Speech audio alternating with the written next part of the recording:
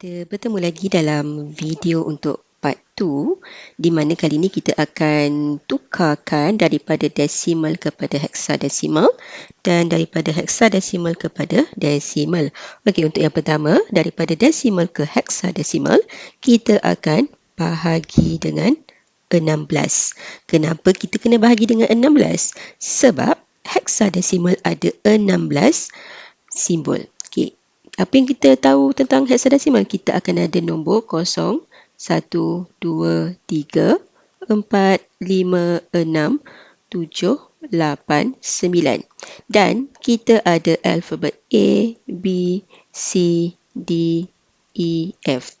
Kesemua ini adalah 16 simbol di dalam heksadesimal. Okey, kemudian daripada heksadesimal nak tukarkan kepada desimal, kita akan darab dengan 16 kuasa. Sama juga macam binary tadi, dia akan bermula dengan 16 kuasa kosong, 16 kuasa 1, 16 kuasa 2 dan seterusnya. Okey, kita akan tengok contoh soalan. Kita cuba tengok satu soalan.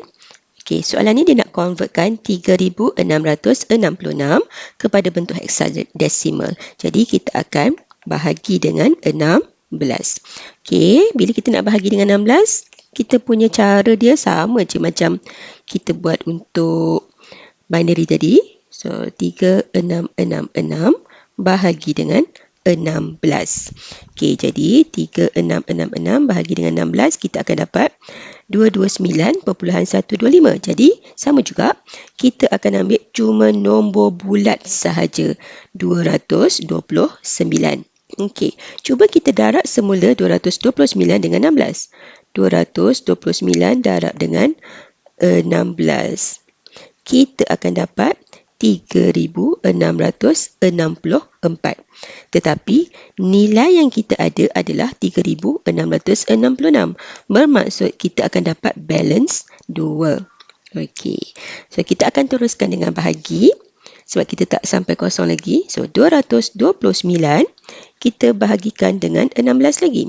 So kita akan dapat 14. Okey, kita ambil pula 14 darab dengan 16. Kita dapat 224, tetapi nombor yang kita ada adalah 229. Bermaksud balance yang kita ada dapat kat situ adalah 5. Okey, kemudian 14 bahagi dengan 16. Okey. So 14 bahagi dengan 16. 14 adalah nilai kecil daripada 16. Bermaksud dia tak boleh dibahagi. Bila tak boleh dibahagi, sini akan jadi kosong. Kemudian apa akan jadi dengan 14 tadi? 14 tadi kita akan bawa dia ke tempat balance. Jadi sini kita akan tulis 14. Okey. Kemudian macam mana kita nak baca? Kita tak habis lagi. Bila apa-apa balance yang kita dapat dalam heksadesimal melebihi daripada 9, bermaksud 10, 11, 12 dan seterusnya, kita akan tukarkan dia kepada bentuk alfabet. Sebab setiap alfabet di dalam heksadesimal yang A sampai F tu ada nilai dia sendiri. A bermaksud 10, B 11, C 12, D 13, E 14 dan F 15. Okey, F 15. Sekarang ni kita tengok. Kita dapat nilai dia adalah 14 kat sini. Jadi dia adalah huruf E. Okey. Bila huruf E, apa kita buat? Okey, kita akan macam mana nak tulis jawapan dia balik? Kita akan buat macam binary tadilah. Okey, kita akan tulis jawapan kita daripada bawah ke atas. Kejap lari pula. Okey, so kita macam nak tulis jawapan, kita akan tulis balik daripada bawah ke atas. So daripada 14 tadi tu naik ke atas. Jadi answer kita akan tulis E 52 base 16. Itu jawapan untuk soalan ni. Jadi sama juga macam video yang kita tunjuk binary desimal binary, kita akan cuba buktikan betul tak E52 base 16 ni adalah bersamaan dengan 3666. Kita akan tengok kejap lagi. Okey.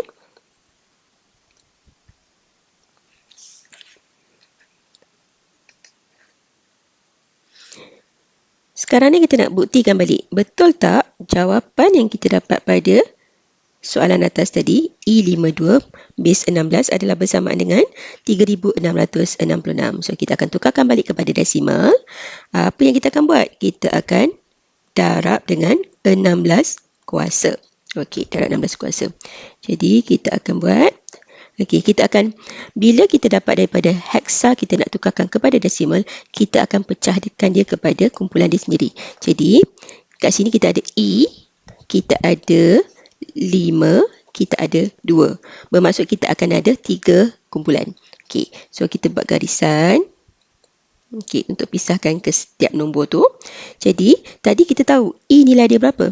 E nilai dia adalah 14. Jadi, kita tulislah sebelah ni E14 ataupun kat bawah dia pun boleh lah. Tak ada masalah. Jadi, kita tahu nilai E adalah 14. Adalah 14, 14, okey. So, apa kita nak buat? Kita akan buat macam yang binary tu. Kita ambil nilai asal 2 tadi, darab dengan 16 kuasa 0. Kemudian 5 darab 16 kuasa 1, 14 darab 16 kuasa 2. Jadi kita cuba dapatkanlah value dia berapa. Okey, 16 kuasa 2. Okey, jadi kita dapatkan 16 kuasa 0 adalah bersamaan dengan 1. 2 darab 1 dapat 2. 16 kuasa 1, 16. 16 darab 5 dapat 80. Kemudian 16 kuasa 2 kita akan dapat 256.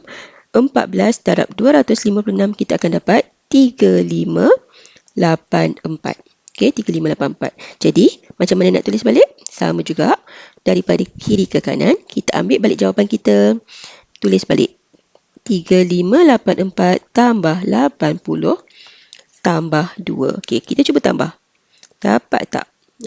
Okey, kita dapat 366 base 10. Jadi, nilai yang kita dapat tadi hasil daripada convert daripada awal tadi tu. So, setara lah. Jadi, jawapan kita tepat. Sama kan? 3666 sama dengan soalan yang dekat atas. So, terbuktilah kedua-dua ni jawapan dia tepat. Dan cara kita jawab pun betul. Okay, so hopefully semua orang boleh faham.